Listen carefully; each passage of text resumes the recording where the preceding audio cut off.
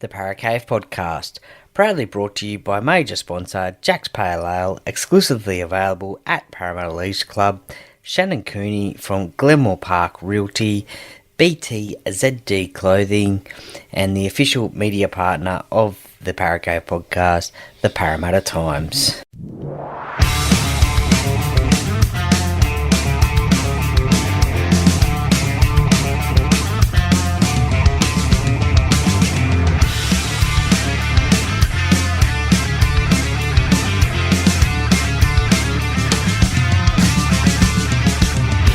Welcome to another episode of the Paracave Podcast. And now over to your host, Troy Warner, broadcasting live from the world-famous Paracave. And hello and welcome back to another episode number 2 of Sugar and Spice and all things nice. And look, I've got George joining me today from the Quick Hands podcast, who joined me on the first episode. And look, we received such good feedback from episode number 1 on both platforms, and we thought we'd do it again, come around again and do it again and give it another crack and talk about some rugby league issues. And seeing as though the round 0 was last week in Las Vegas, but now it's round 1 of the NRL, so the rest of the competition's starting. But anyway, let's get into it. George, how you going, mate? Hey, Troy. I can't believe it's our second anniversary already, brother. That's I can't believe it. Time flies. time flies when you're having fun. That's good on you, sure. mate. But look, we've got some topics to talk about from the week of rugby league, and look, let's start off with the Las Vegas experience, and let's just start off with what were your thoughts on the week that was Las Vegas, rugby league in Las Vegas? If I told you it cost $20 million, Troy, would you go? Before we leave, I told you that you got to spend $20 million to put something like that on. Would you go? I think I would, yeah. You still put it on. You still put it on. If you're the head of the NRL, would you put it on? Yeah, I would, because I think $20 million is pocket change into a American market that is worth mega dollars, I think, and I think it'll only show in time that it's worth more than 20. Mate, what are you going to achieve there? Tell me, what are you going to achieve? You're not going to get streams of kids playing this game. You're not going to have a team coming out from the US. What are you going to get, mate? Yeah, the ratings on Fox 1 there, okay, were abysmal. We had good ratings here, but the ratings, I'm not talking about the experience. The experience was sensational. I saw the fans from Australia and from the UK, and they looked like they were having a great time. But I'm asking you, what is the NRL in 5 years going to get out of it? That's all I'm saying. I think because the next year you have to spend more than 20 million. You have to spend more. You have to top what you did last year. You have to top it. Okay, so we'll go to 30 million, then it'll go to 40 million, then it'll go to 50 million. But I think the amount of people that are going to be starting to watch it, I think, look, this first experience, I think there was already a lot of interest from American rugby league players. So that's only going to grow the game a bit more in America.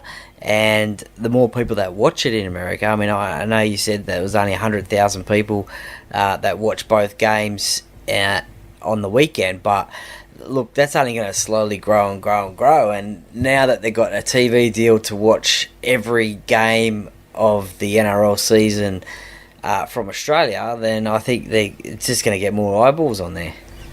Now, I'm not sure. He says he's going to do it for betting. Now, I'm not a betting man, Troy. I'm not a betting man, so I can't speak for that. Now, if he can achieve that, I'll give him a pass. But you know what? I don't think he will. I don't think the Americans will latch on because that's just how their psyche is. I think he's heading for a big hole. He's going to dump millions and millions and millions and millions. It's going to turn into hundreds of millions of dollars into a hole, which we're not going to get anything back. I think the AFL's got it right, where they were saying that, what are you going to get out of it? What do you think we're going to have a Las Vegas or a Los Angeles team? We're not. Let's get real. We're not. Oh no, that country's too far away to be in an NRL competition, but it would definitely strengthen the World Cup every 4 years with Americans playing rugby league. Yeah, look, I can't see it. Knowing the American psyche, how I do, and I spoke to my cousin in Chicago, and he wasn't even aware of the games, but he quickly ran his eyes over it. And look, he's been here. He knows rugby league because he's stayed for a couple of months over here. And he said it'll be a hard sell. For the American public. So, look, I think V'landys is a god. I think he's saved the game. I think he's got it wrong. I think he's got this one wrong. Well, I'm sure only time will tell. What about though? I hope I'm wrong. Sorry, Troy, and I hope I'm wrong. Yeah, I hope I'm wrong, brother. I really hope I'm wrong, but I can't see me being wrong.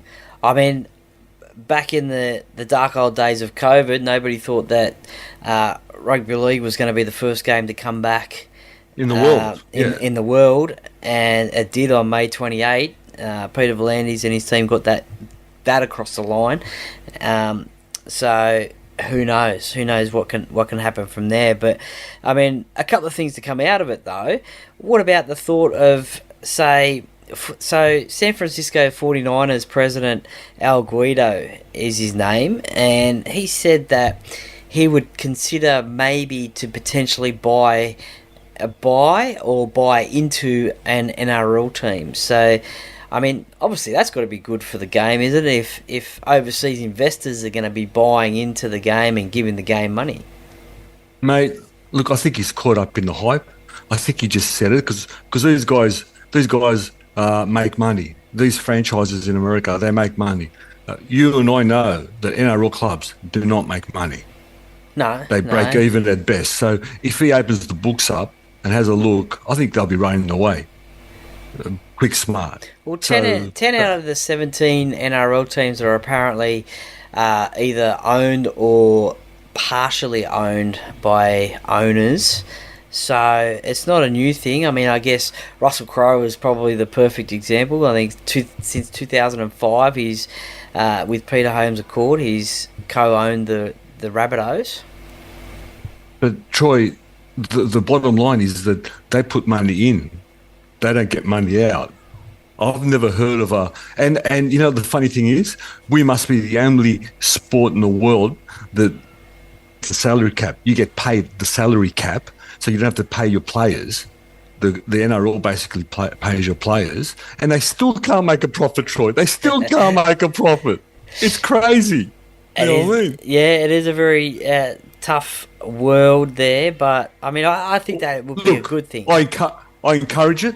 If any American entrepreneur, any sporting franchise in America wants to come here, because it can only be good, because they don't look at things like we do in the backyard. They look at things globally. So I encourage it.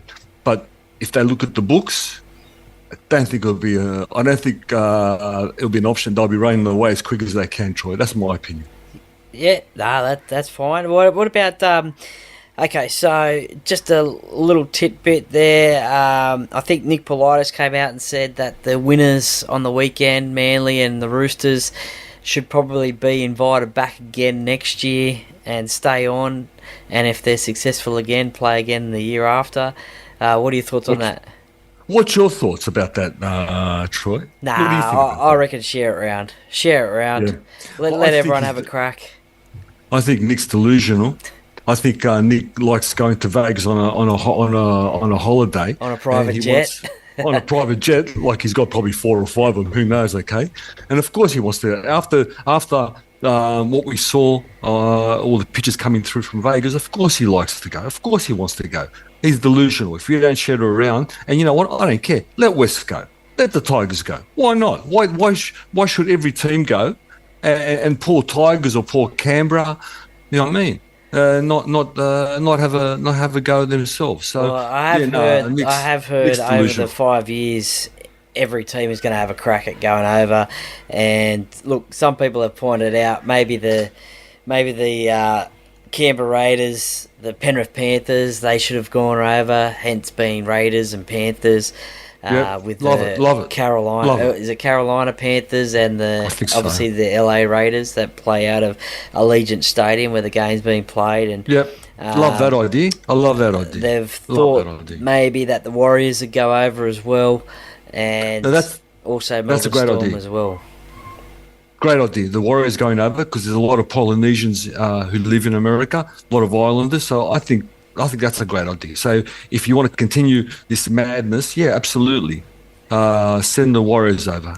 Well, we've got 5 years of it, so this is only year one. So we'll have to wait and see what happens in year two. Unfortunately, though, out of the weekend, there's a pretty sour, I guess, incident. I mean, some people are. It was a alleged racial slur from Spencer Leniu towards Ezra Mam of the Broncos. As of today, as we record this, Spencer has come out and pleaded guilty to that and is waiting for the judiciary hearing on Tuesday, I think next week. So, my thoughts on that is, look, it was probably... it was a bad place to, obviously, I mean, any place for something like that, a racial slur, is a bad place, obviously, to do that. But it probably magnified a little bit being in Vegas as well, as the whole world was, I guess, watching that game. I mean, obviously only 100,000 Americans, but a lot more Australians. And look, I think it's a very touchy subject for a lot of people, and we've seen players come out in support of Ezra Mam, Latrell, Cody, Nico Hines, and others as well. We haven't seen much from fans fans in support of Spencer. It's a very, I guess, touchy issue. What are your thoughts on that? Troy, you're right. It's a very touchy subject, and I want to pay full respect to it. And I want to, before I rant and rave, I want to say that there's no place, not only in the game but in society, for any racial vilification or sexual vilification. I mean, I'm an ethnic boy. I was born in Australia, but my background's Greek, as you know. So back in the 80s, I know all about racial vilification. So I don't support that, and I know that you're the same. I know you're the same. Nor do the boys on the pod. But I want to look at it on a macro, not a micro way. Now, you know what? When he called him what he called him, okay. Why didn't the Brisbane player, which his name eludes me now? What's his name again? Ezra Mam. What did Ezra Mam say? Mate, have you got mirrors in your house? Have a look at yourself. Okay, I mean, it's easy, fixed, done, finished. My view is most things get whatever goes on the field, stays on the field. You can sort things right there and then.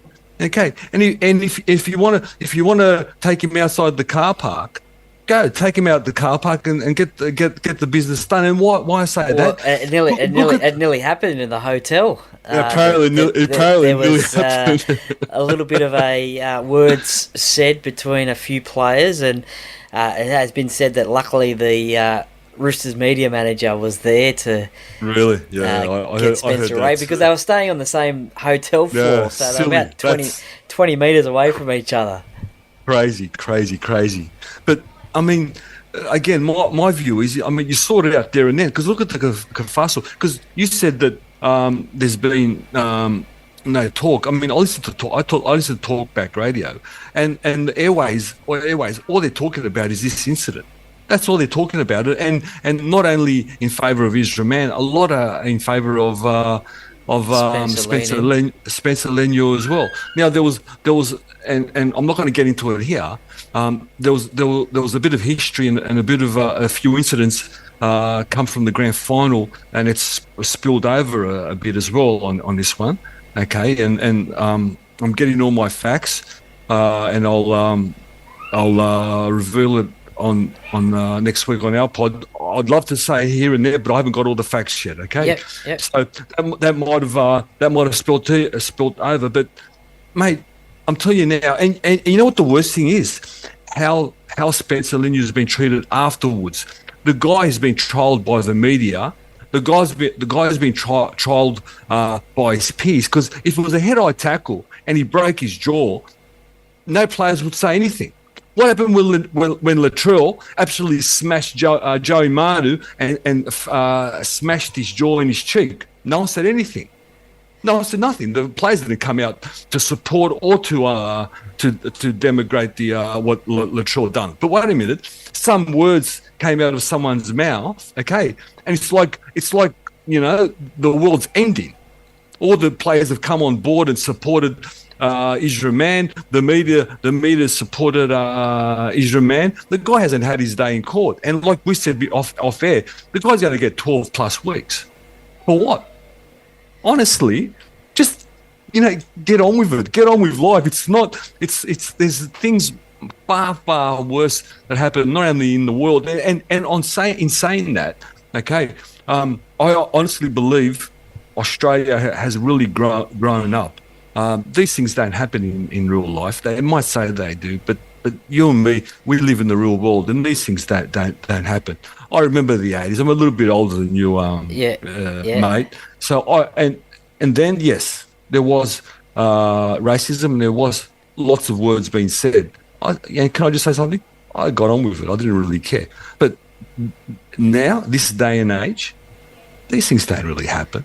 So it doesn't reflect society. Like they say, if it reflects society, it doesn't reflect society. And I feel for Spencer because, like I said, he's going to miss half the season. For what? Really? What did he do? Do you think maybe because we have grown so much over the last 10, 20 years in that space, and then suddenly this has happened, and that's just like amplified and brought it back up? Do you think that's a reason why a lot of people are talking about it? No. I think that the media and most of us are scared to speak our mind, and we toe the line. Okay, how about we go to Israel Man and say, Israel, we're going to give Spencer 4 weeks, and we're going to fine him $50,000, and we're going to give it to the NRL. Or, okay, we'll give him a rap on the knuckles, and we'll give you the 50,000. What's he going to pick? Oh, he's not going to take the 50,000. You reckon? I don't reckon he would. No, I don't reckon he would. I don't know. He wouldn't take the 50,000. Okay. Point taken. And I might maybe I'm speaking out of turn, and maybe I'm going to the other way. But all I'm saying is, forget the racial slur. It's wrong. Shouldn't have happened. I agree. It shouldn't have happened. All I'm saying is the aftermath is not worth it. Israel Man should have sorted it out there and then. Yeah. Or Payne Huss should have sorted it out for him. Or who was with him, whoever was around him should have sorted it out. If he doesn't want to put up his dukes, someone should have sorted it out, left it on the field, and then we move on. But potentially he could have just been in shock that word, and he was called that. Maybe he was in shock and honestly didn't know how to react, because maybe he's been playing and he hasn't heard, like, he hasn't felt that on the field before. So wow, are we raising kids that thin-skinned? He's a first-grade rugby league player. And you've got to be wired up really differently to play first grade. You and me cannot play first grade. We can play rugby league, and we can physically maybe be like them, but mentally, we're not anywhere near these people. What they put their bodies and their minds through just to get up on the Monday morning to go to training for recovery is amazing. Is something special. We're in awe of them, and he's going to take offence of a few words. Gee, pretty thin-skinned. If that's the case, I think he's a weakling. I think he's a mental weakling, and Brisbane won't win the comp because mentally, you got to be strong. You told me the last time a team has won a comp, which are not only physically strong but mentally strong. Oh, well, there hasn't been. You have to, as you said, you have to be both mentally and physically. But look, it's certainly, I guess, we're having this debate now, and I guess after Tuesday night, I guess there'll be another debate as well as to see what happens in the end. But as I said, Troy, it'll break my heart if he gets 14 or 13 or even 12 weeks. Will break my heart if he gets 6. I think that's too much. If he gets 6 or 7, look, that's about right. And you said before when I mentioned 6, you said he'll get more than that, and I think he will get more than that. In saying everything that I've said now to end this, okay, myself, and I know you do, and everybody around me condemns what happened. We're not a fan of what happened. We don't think it should have happened.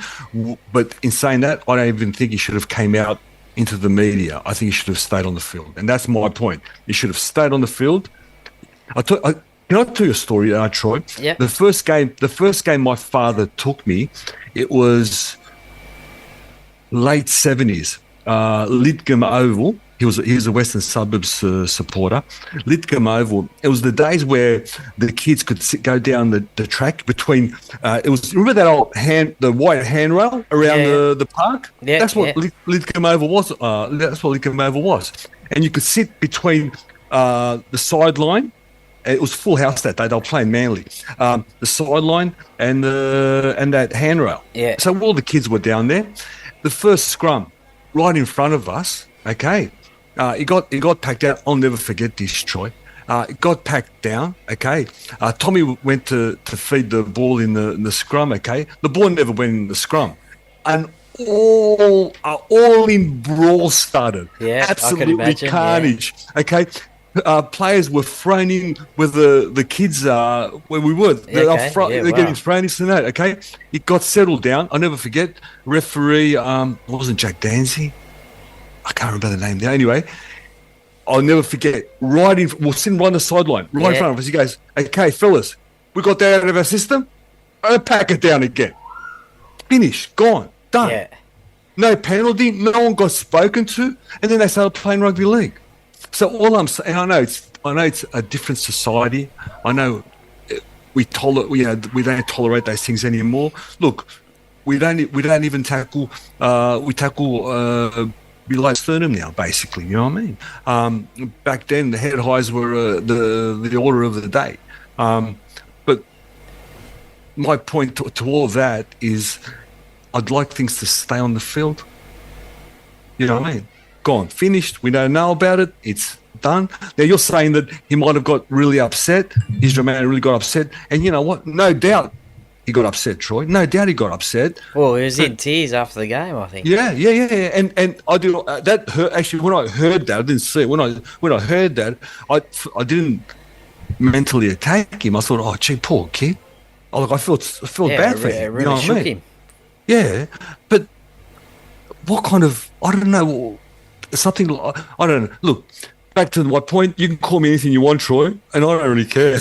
I don't care. You can call me anything you want. So I find it hard. But look, these young men, I don't know. How about we move on, Troy? I think we that's fair enough. Sorry for that. Sorry for ranting on. No, that's fine. That's what it's all about: sugar and spice, and getting those opinions across. Well, it is the first round of the NRL, and obviously they called it, I think, round 0 over in Las Vegas, but it's round 1 here in Australia. And before the games start kicking off, the salary cap. Do you think the salary cap is working? Because the salary cap was designed to even out the player talent. So you would potentially see different premiers every year, and not having one team have stacked full of stars just winning every comp. So do you think the salary cap is working? Well, how's that going for us? I reckon every year we've got different premiers? Well, the last three we haven't. We've probably had about three different clubs in the last 10 years. 10 years. Yeah. So Storm, Roosters, and Panthers. That's right. So you know what? I don't like salary caps, but if you're going to put a salary cap in, you've got to have a draft. You've got to have a draft. One works with the other. Now, to have a salary cap means nothing. Absolutely means nothing. It means that we're dragging the top team, Penrith. We're dragging them down. You know, we're dragging them down. So we're manufacturing a lesser rugby league. Imagine if we had no salary cap and everybody was chasing Penrith. Everybody was trying to get better and chasing Penrith. What's the difference? We've only had 3 teams in 10 years winning the comp. So what's the difference? Might see a Panthers Tigers grand final. Hey, if there was no salary cap, why not? Who knows? Why not? Because you know what? No salary cap, I could buy anyone I want. Yeah. But you know what? They wouldn't. They'll breed. What they're doing now is probably the right way with pathways and breeding youngsters. That's always have to be the way to go. But look at this. How's our salary cap going? How did Gus buy 14 new players this year? Yeah, that's got me baffled because it's got me baffled. I don't know. I know my doggies, man. I don't know how you can do that. How can you do that? How can you flip a roster in 14 months? Yeah, it's impossible. He has said that they have lost a lot of players, but still to get 14 or so players and still be under the salary cap, I don't know what's happening, but look, I'm only assuming that clubs would find ways to get around the salary cap. Is it policed correctly? I mean, no. We all talk about the Roosters, the sombrero. They seem to be buying everybody. As you just said, Canterbury, they've got 14 players over the last 14 months. Going back to the draft idea there that you had before, do you think that would come back? And we saw it in the early 90s, and it started, but then it stopped because... Terry Hill challenged it because he didn't want to go from Manly to West. He challenged it, and it's a restraint of trade. It's true. It's illegal. How does it work though in like NFL and AFL for like trades?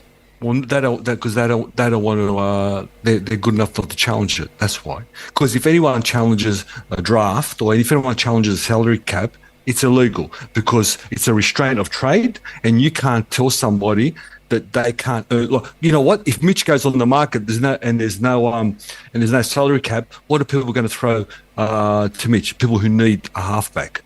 You know what? Gus will say, "Come here for $3 million." Yeah. Not his money. Yeah. Now they got the money, so Gus will say, "I'll give you $3 million. Come over." So it's a restraint of trade. So if they challenge the salary cap, okay, it's illegal.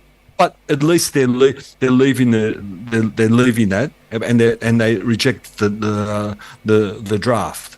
But my view is Stephen Crichton, would have thought 2 times, because if there was a draft and he had to go onto the draft, well, the team coming last is Tigers. So you either go to Tigers or you stay here. Your choice, okay. He's going to stay at Panthers. You know what I mean? And every year, seeing the poor Panthers getting 3-4 superstars ripped out of their team, that hurts me. And I'm not a Penrith supporter. It hurts me. And you know why? Because they've invested in these kids. They've brought them up. And you know what? I suggest to you, they really don't want to go. Because these kids this team started when they were 14 years old. We've seen that famous picture, okay? And now they're leaving their mates. Apparently, Critter and Toho, when Critter told Toho, they started crying. Yeah, Yeah, definitely. You know what I mean? Definitely. What do you think they can do for the salary cap in terms of salary cap dispensation? So, Okay. as you're just talking about there, Penrith, Brilliant. what about a If you, player who stays at a club for, is it going to be 5 years? Is it going to be 10 years? 5 years, yes. 5 years? I say, 5 if you years senior stay, level, or if just you, if you 5 years bring, in total? if he's your youngster, if it's your local product, and you've got him in your system in the first grade system for 5 years, his cap should be half. So if we're paying him $1 million, we put 500,000 on the cap. Yeah. You know what I mean? Yeah.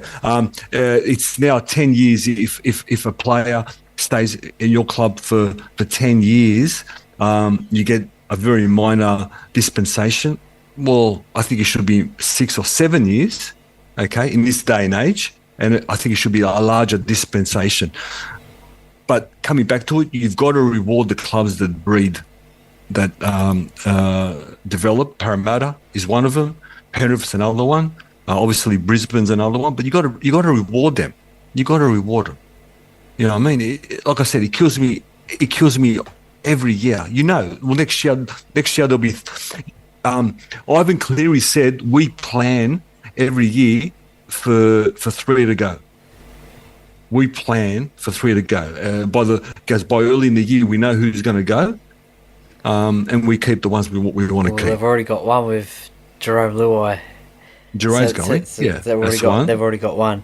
So, yeah, and I think it is a tough one. It is a tough one to keep all your players. What about the Before we go on, do you think that the salary cap is strengthening the comp or weakening the comp? Because I say it's weakening the comp.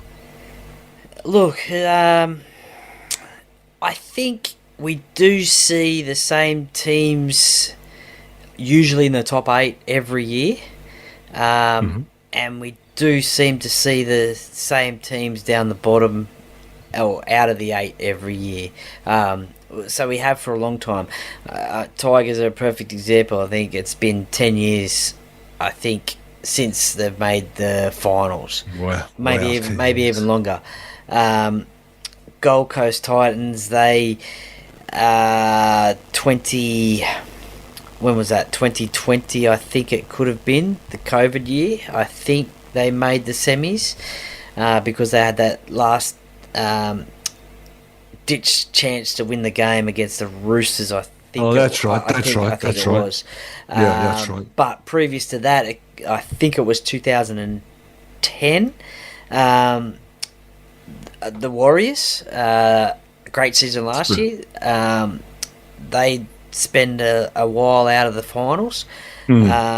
So, look, in some cases, yeah, maybe it is working, but in others it's not. So, as I said, it was designed to even out the player talent and even up the comp, so you get, you know, those bottom teams up near the top teams, and you'd have them trying to get into that top 8. So yeah. I still think you have teams that are stacked with superstars. Yeah, and my view is that the good managed teams, the teams who have got good management up the top usually do well. Doesn't matter. If Tigers had the Penrith board, don't worry about what's coming through. I bet you they'll be close to the 8. So terribly managed clubs are down the bottom. Well-managed clubs are in the 8. It's as simple as that. It's got nothing to do with, well, it has got to do with a little bit of everything, but all we're doing is bringing Penrith back, bringing all the top teams back, because we're taking their good players or their good kids, and we're sort of planing off the comp to an even level, so a 5. But there could be 6 teams that could shoot up to a level 8, but we'll never see that. We'll never see that because we keep on pulling them back, taking their best players. So no, the cap doesn't work, but they've got no other answer. So yeah, that's it.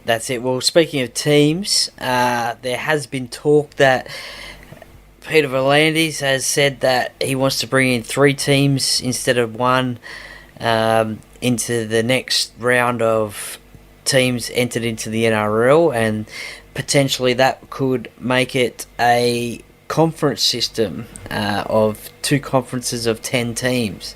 What are your thoughts about conference system?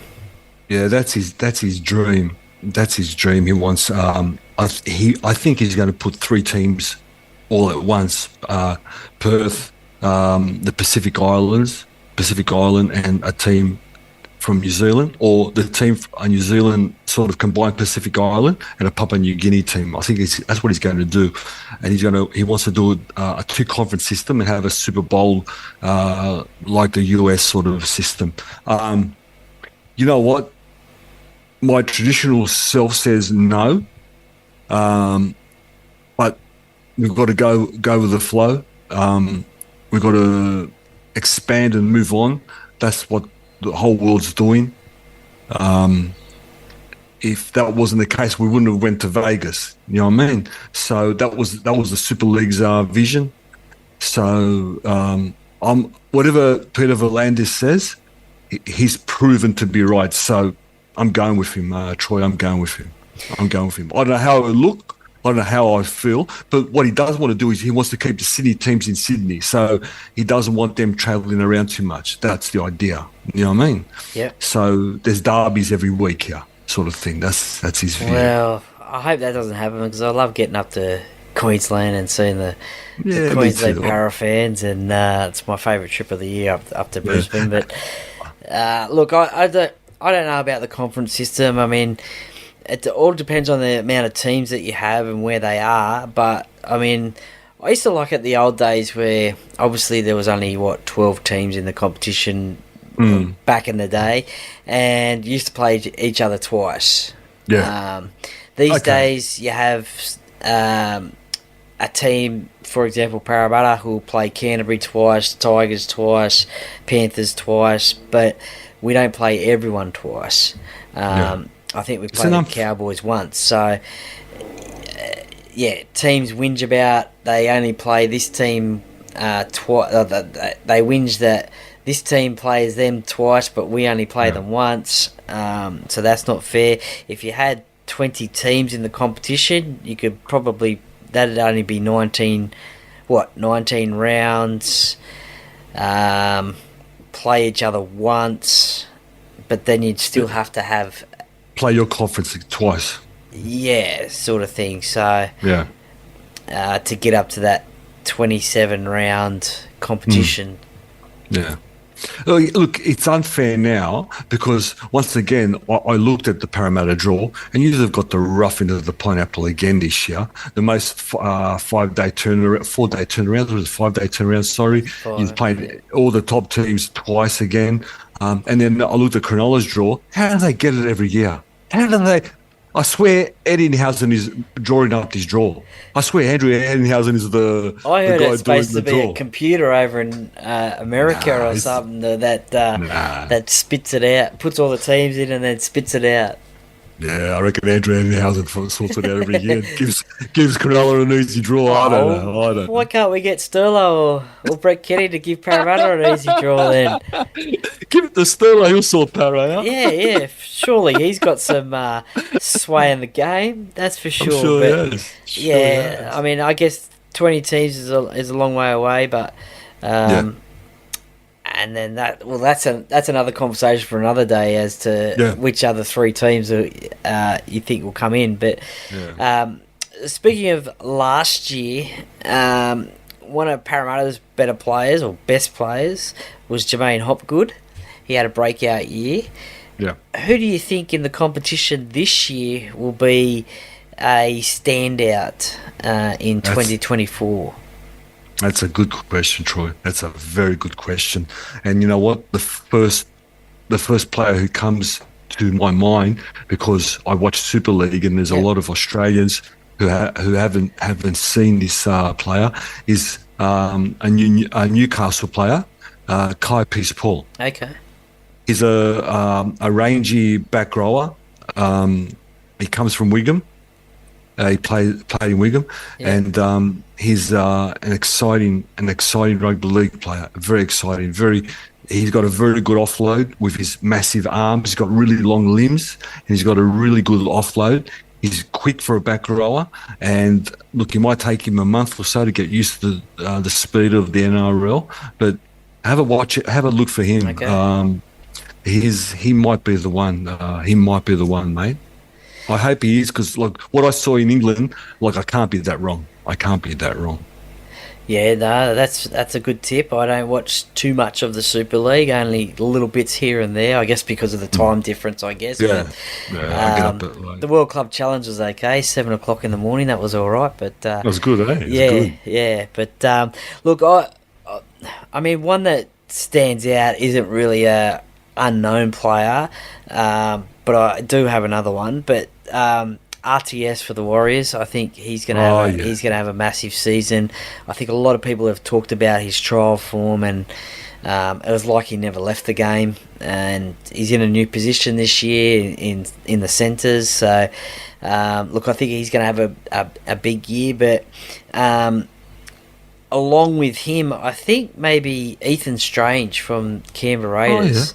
Good call. Good shout. Yeah, we saw a little bit of his potential last year in the, I think, under-19 State of Origin game for New South Wales. But also he scored a great try against the Cowboys, a little grubber kick through and regather, and he scored a try there. So Canberra are struggling a little bit in the halves for massive, like, superstar players. So he's a young up-and-comer, and I think Ricky's got good raps on him. Yeah, both great calls. I think RTS might even get to another level from the last time we've seen him in NRL. And young Strange, there's so much potential there. If it doesn't happen this year, it will happen. He's a footballer, that kid. He's just a footballer. And just speaking of Canberra as well, you mentioned Kai Pearce-Paul from Wigan Warriors, and you keep your eye on the Super League a little bit. Yes. Morgan Smithies, what can you say about him? Because he came from Wigan. He came from Wigan as well. Yeah, the guy is an animal. He's a forward. I think Ricky's going to play him in the lock position. He's a front rower in England. He's a tackling machine, mate. He's a tackling machine, but he's just a hard English pommy forward who's going to take all the dirty carries. He's not going to shirk him. He's got good leg speed too. Okay. So, but the good thing is he's just a tackling machine. He fits in that pack really well. Really well in that Canberra pack, and I think he'll be a success as well. So the difference will be is Carl Pearce-Paul is like a flashy player. He's all flash. Yeah. He makes the breaks. His arms going everywhere. Smithies, you're just going to see a grinder. Just a real, but a really good worker. He'll be. You know what? He'll suit the Parramatta pack as well. You know what I mean? Any pack, but. Those two packs, he'll do well. I don't know what it is with Canberra and Englishmen, because they've certainly had a lot over the years play down there. Maybe it's the conditions down there. Maybe they feel at home, I guess. But a rumour that came out today, I think it was, that Zac Lomax is rumoured to be wanting to leave the Dragons. Rumour that he's not too happy about playing on the wing. He's been named there for this weekend, and potentially maybe a move to the Eels is on the radar. So wow, well, there's a strike back. What's your thoughts on that one? Well, look, there's Parramatta's strike outside back if you want one. I've got massive raps on Zac. I love Zac. I think he's potentially an Origin player. Now, I don't understand why he's disgruntled, because Supercoach, he knows what he's doing. Do you know that he showed Zac, Flano showed Zac the stats from all the centres, and he was in the bottom four centres in the game? And I think he's put Zac on the wing to help out young Sloan, but not only for the defence, but for those dirty carries to bring it out of the quarter. So that's what I think he's done it for. Now, if Zac's unhappy, which I find it strange, that's strange. If Zac's really unhappy and wants to leave, I don't think they'll let him go. But if he's coming to Parramatta, welcome. Well, with open arms, because that will change that back line, because there's your strike outside centre. There's youngsters. There's Bailey and young Will Placini and even Morgan is playing. Actually, I'm interested on Saturday to see Morgan play. What's his surname again? Harper. I forgot. Yeah, Morgan Harper. I'm interested to see how he fits into the Parramatta system, but and I'm hoping he does well. But I'll tell you what, if you get Zac as well, there's the strikeouts outside back he's looking for. I think one good thing, if he does come to Parramatta, if that rumour does come true, I should say, then you wouldn't have to worry about goal kicking, that's for sure, because you got Mitchell Moses as the goal kicker. So that's one less thing that he'd have to worry about in his game, which I think he does at the Dragons now. Yeah. So, and don't forget that he knows going to Parramatta, he'll be in the semi-final series. I can't remember. Has he ever been in the semi-final series? I don't think he has.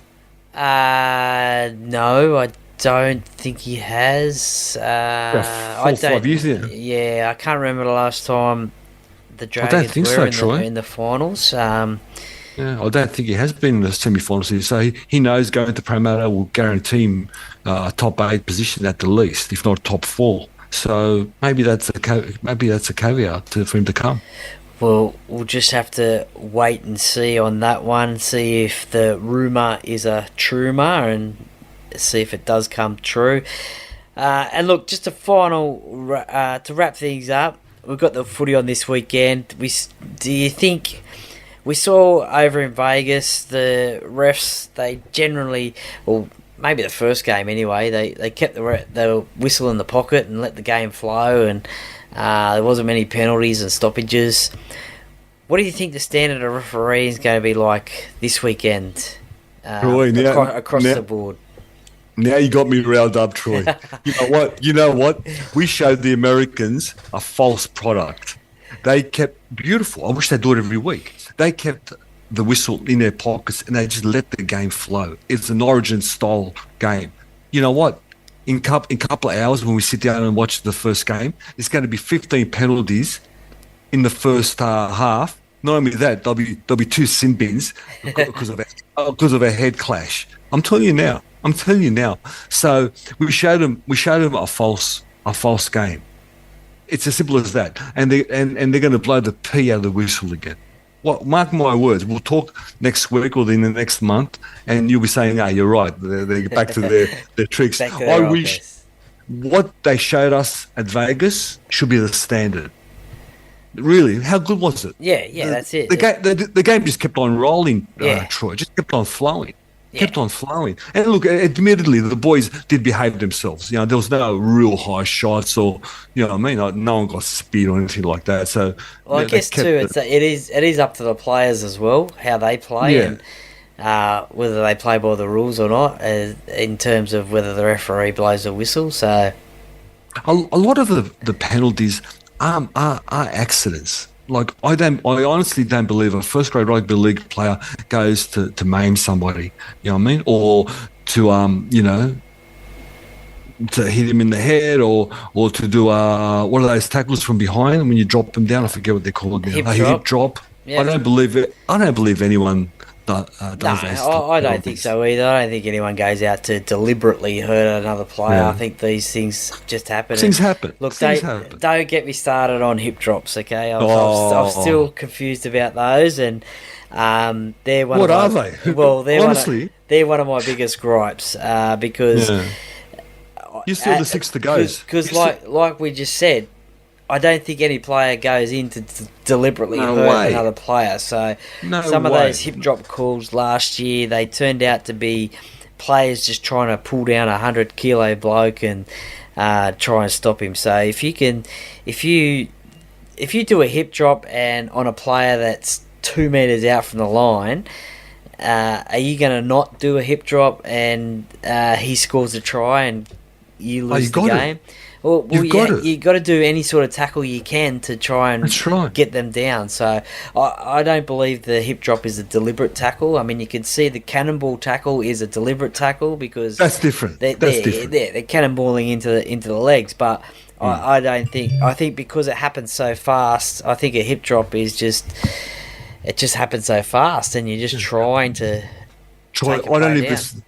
I don't even think that they actually think when they get into that position.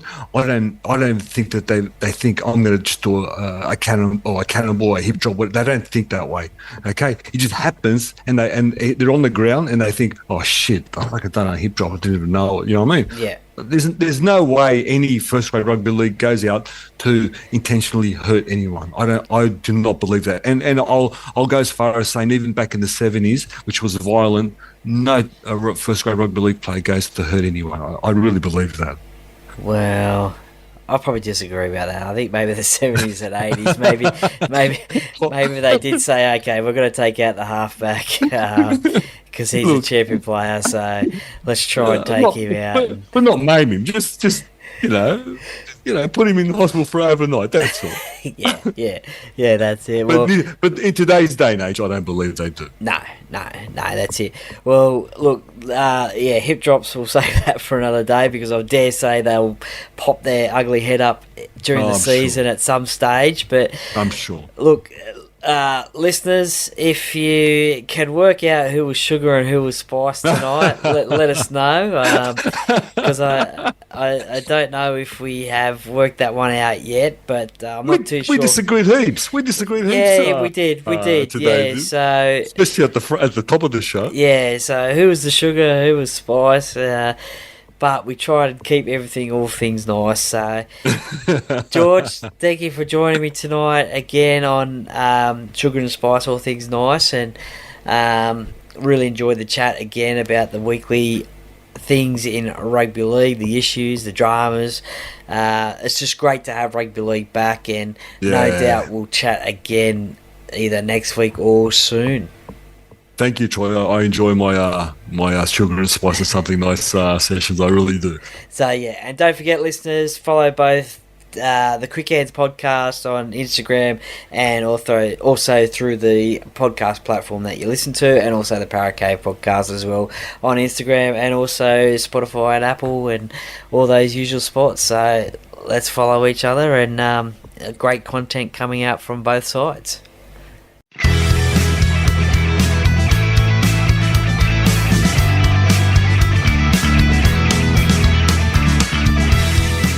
Thank you for listening to another episode of the Para Cave podcast. See you next time.